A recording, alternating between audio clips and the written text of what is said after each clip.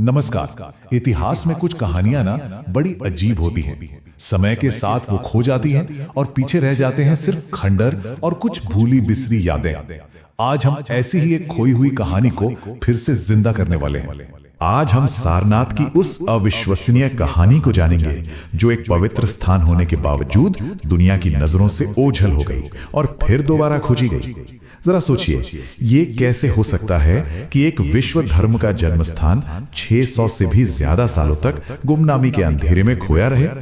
चलिए इस कहानी की शुरुआत करते हैं, जो आज से लगभग 250 साल पहले एक बहुत ही खास घटना से शुरू हुई थी। ये कोई आम भाषण नहीं था, नहीं, ये वो ऐतिहासिक पल था जब गौतम बुद्ध ने, जिसे कहते हैं धर्म के पहिए को पहली बार घुमाया था। यहीं पर उन्होंने अपने संघ यानी अपने समुदाय की नींव रखी और यहीं से बौद्ध धर्म के मुख्य शिक्षाएं दुनिया में फैलनी शुरू हुई। और मजे की बात यह है कि सारनाथ की अहमियत को खुद बुद्ध ने ही तय कर दिया था। महापरिनिब्बाण सूत्र में साफ साफ लिखा है कि उन्होंने सारनाथ को उन 4 पवित्र तीर्थ स्थलों में से एक बताया जहां उनके अनुयायियों को पूरी श्रद्धा के साथ जाना चाहिए। अच्छा, ये नाम सारनाथ आया कहां से? इसके पीछे भी एक बड़ी दिलचस्प कहानी है। इस जगह का पुराना नाम था मृगदाव यानी डियर पार्क। माना जाता है कि सारनाथ शब्द सारंगनाथ से बना है, जिसका मतलब होता है हिरणों का स्वामी। ये एक पुरानी कथा से जुड़ा है जहां एक हिरण ने एक राजा के सामने अपनी जान देने की पेशकश की थी और उस राजा ने प्रभावित होकर उस जगह को एक अभयारण्य बनवा दिया। करुणा की ये कहानी तो बुद्ध के उपदेश से भी पुरानी है। तो बुद्ध के उस पहले उपदेश के बाद सारनाथ का एक सुनहरा दौर शुरू हुआ। और ये कोई छोटा मोटा दौर नहीं था। पूरे 1500 साल तक ये जगह ज्ञान, कला और आध्यात्मिकता का एक बहुत बड़ा केंद्र बनी रही। सारनाथ के इतिहास में कई बड़े बड़े साम्राज्य आए और गए और सबने इसे संवारा। 3री सदी ईसा पूर्व में सम्राट अशोक ने यहाँ शानदार स्तूप और एक विशाल स्तंभ बनवाया। फिर आया गुप्त काल, जब सारनाथ बौद्ध कला का एक बड़ा गढ़ बन गया और ये सिलसिला पाल वंश तक चलता रहा, जहाँ एशिया भर से भिक्षु यहाँ आते थे। उस समय ये जगह कितनी शानदार रही होगी, इसका अंदाजा हमें चीनी यात्री हुएनसांग के लिखे से मिलता है। वो करीब 640 ईस्वी में यहाँ आए थे और उन्होंने लिखा कि यहाँ 200 फुट ऊंचा एक विहार था। और पता है क्या, 1500 से ज्यादा भिक्षु यहाँ पढ़ते थे। सोचकर ही लगता है कि क्या नजारा रहा होगा। लेकिन हर सुनहरे दौर का एक अंत होता है और सारनाथ का अंत बहुत ही हिंसक था। कहते हैं 1194 के आक्रमण में वाराणसी और सारनाथ से इतना खजाना लूटा गया कि उसे ले जाने के लिए 1400 ऊंट लगे। 1400, ये नंबर ही उस तबाही की कहानी कहता है। पर सवाल यह है कि इसका पतन हुआ कैसे? देखिए, इस पर इतिहासकार एक मत नहीं है। 2 मेन थियोरीज हैं।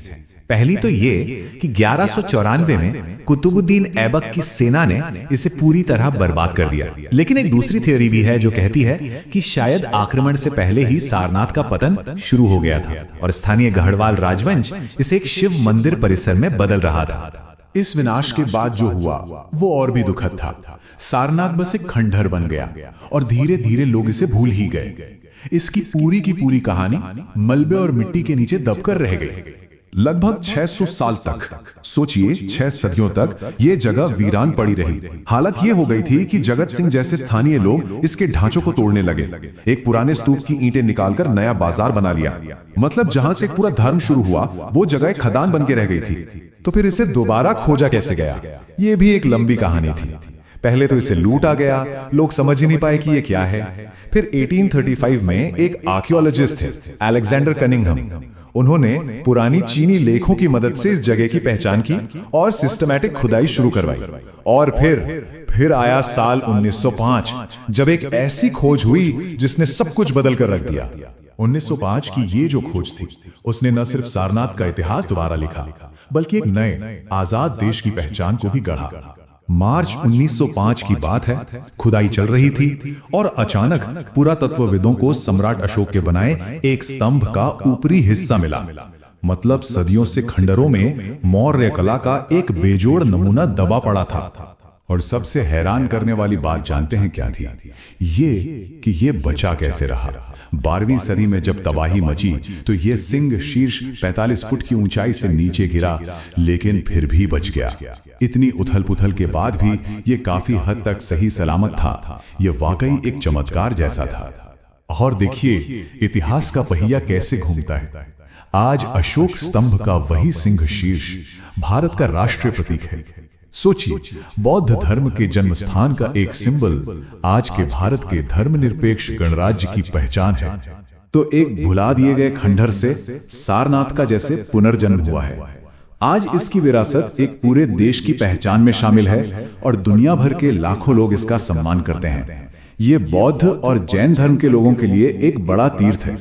यूनेस्को की वर्ल्ड हेरिटेज साइट के लिए भी इसका नाम दिया गया है। और हाँ, इसका सिंह शीर्ष हमारा राष्ट्रीय प्रतीक है और धर्मचक्र हमारे तिरंगे के बीच में। सारनाथ की कहानी हमें एक बात याद दिलाती है कि बड़े से बड़े, अहम से अहम स्थान भी वक्त की धूल में खो सकते हैं, और ये भी कि इतिहास के पन्नों में न जाने कितने और राज दफन हैं जिनके सामने आने का बस इंतजार है। तो सवाल ये उठता है कि इतिहास के और कौन-कौन से अध्याय हैं जो अभी भी जमीन के नीचे दबे हैं और अपनी खोज का इंतजार कर रहे हैं।